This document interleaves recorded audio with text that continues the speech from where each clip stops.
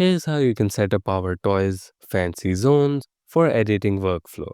If you want to increase your workflow and you want to use all of those fancy zones, you can do it in PowerToys that Microsoft provide you, and this is how you can do it. First of all, you need to install the PowerToys app. Go onto your Microsoft Store and search for PowerToys.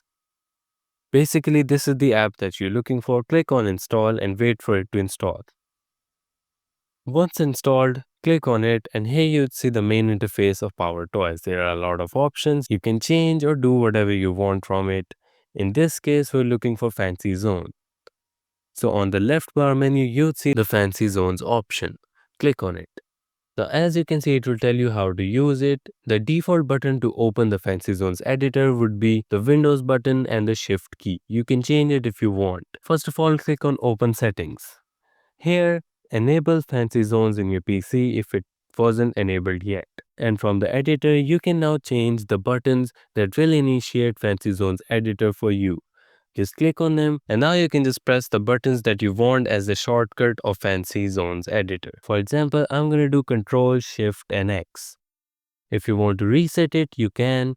Just click on Save to save it. Now press all those buttons and you'll be able to open the Fancy Zones editor. Here you can choose any template that you want that suits the best for you and your workflow. There are many options like the columns, rows, grid or priority grid. You can also make a custom one. Just click on the create new layout option from the bottom right corner and create a whole layout for you that suits the best for you. As you can see, this is how the templates would look. You can choose any templates and see how it would look and what suits the best for you. From the settings of Fancy Zone, you can change in all sorts of things. For example, the zone behavior, the zone appearance, or the Windows behavior. You can go through all the settings in order to find the best settings that provides the best workflow for you.